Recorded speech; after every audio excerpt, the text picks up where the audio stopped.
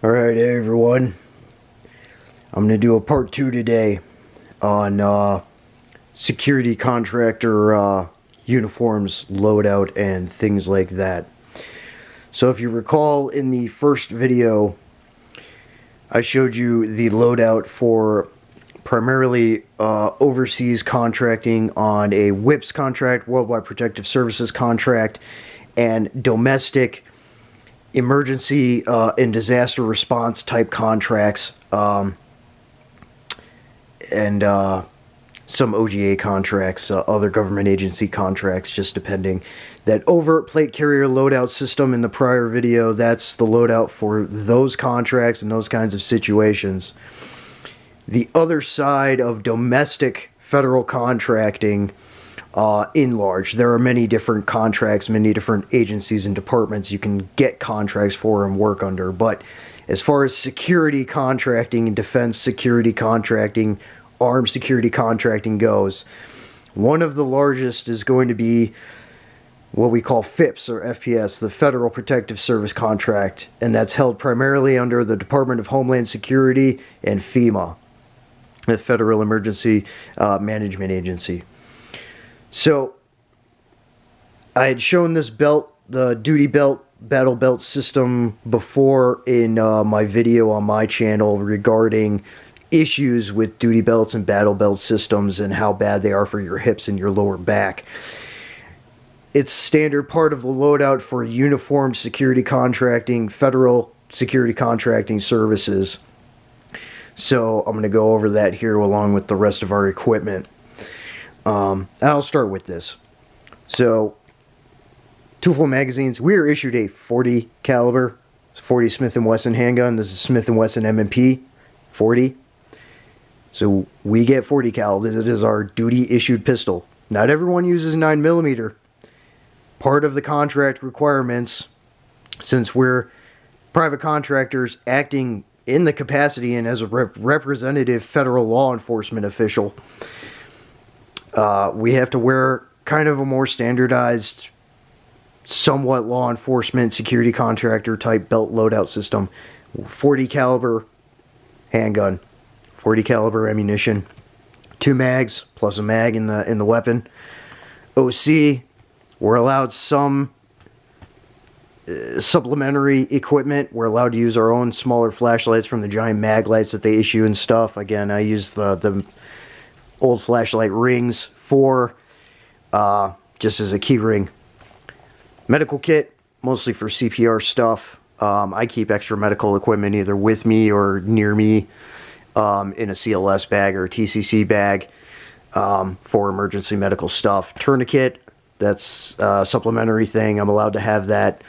I bought that myself for that. We get our mags. We have our baton. We have cuffs, cuff keys, all that stuff.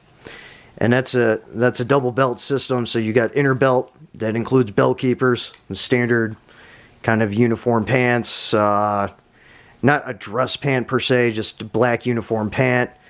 To some extent we're allowed to wear like 511 pants and things like that.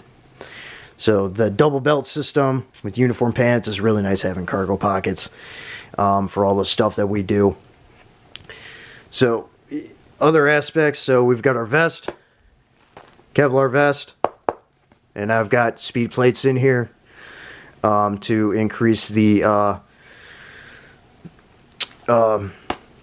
level of the plate and the protection that it offers me. Some guys don't wear plates, some do. But you have to wear your vest nonetheless. Now, as a reminder, this is mostly, besides some of the supplementary stuff, this is all issued equipment. You have to wear it. No ifs, ands, or buts. What you get is what you get. And I said that in the prior video with the overseas contracting stuff. You're issued your equipment, you wear your equipment. There's only so much that you're allowed to supplement. You have to get approval for some things. Otherwise, what you get is what you get. You have to wear it. Okay?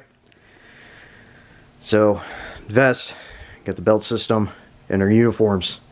Since it is a partially uniformed service on this contract, aside from like the prior video when we're doing disaster response and things like that, when we have an overt plate carrier system, we're wearing a vest under a uniform. So it's a standard deal. We do get a badge.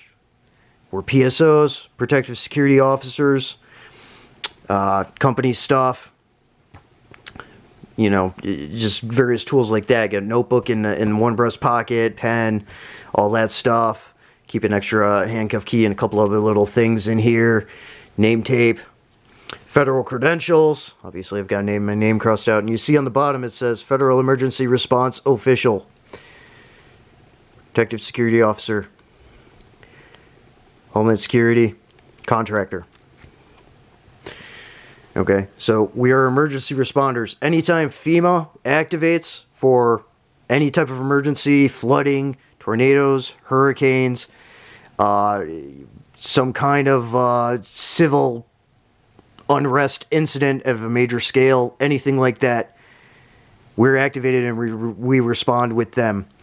Partially it's going to be in this kind of loadout because you know, we may be just protecting the facility, doing access control for all of the other contractors and federal personnel for an ops center that they set up. The rest of the time, it's going to be the overt stuff, and we're going to be doing operations, protection details, recovering bodies, you know, whatever it may be. Prime example, during Hurricane Katrina, it was a mix of this and a mix of our overt systems, our overt plate carriers and everything. And we were going in and assisting with all kinds of aid services and things like that. And we were responding to situations, going to check on federal locations, federal offices, nuclear power plants, things like that. And we also ended up getting in the mix alongside the military and local law enforcement, fighting some of the gangs and criminal enterprises that were trying to basically just take over territory, and they were just, you know, looting everything and all that stuff. So we were having to deal with that as well. Prime situation of that, and that has happened many times. Another more recent thing would be with Puerto Rico and Haiti and the hurricanes there and things like that. We respond. Our company and some other companies alongside the government respond to those situations as well. Puerto Rico being a territory of the United States, we go there as well. So federal credentials, state or federally issued firearms permits and things like that. Well, all those credentials, you know, you have to keep visible when we're in this loadout. Again, I alluded to that. In the other loadout, that sometimes you have to have your credentials visible too as well. So we do that kind of thing as well. So this is the domestic federal security contracting loadout for security contracting specifically.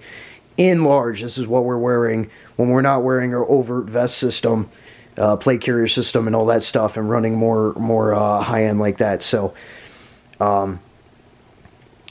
yes, we're contractors, though at the same time we're reporting directly to federal law enforcement and other federal agencies, enforcement agencies, and things like that. That's what we're doing in this in the FPS contract, and in other emergency response situations and things like that. Even with FEMA, we're reporting to the security management offices within FEMA, and as far as the national framework and the framework systems go, if anyone's taken NIMS education, ICS, Incident Command Systems education and courses, and has certifications in those, which I retain several through Homeland Security, you understand how that system works and who we're reporting to, how the different branches of operations act and things like that. So this is the other side of contracting as far as on the domestic side goes.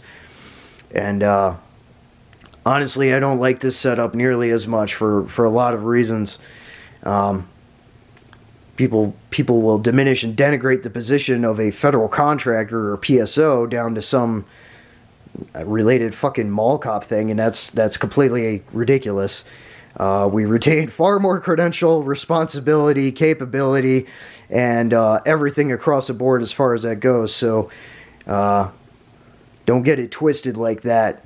We are PSOs, so we are addressed as officer just as much as anything else. Or whatever it is, PSO, you want to call us PSO, that's fine. But there it is. So that is a standard domestic security contractor loadout. Runs in tandem along again, like I said with the prior video, the part 1 of this, with overt security contractor loadout for overseas and for disaster response, emergency response, otherwise, when things really, really amp up and get high risk. So yeah, there you go. Enjoy.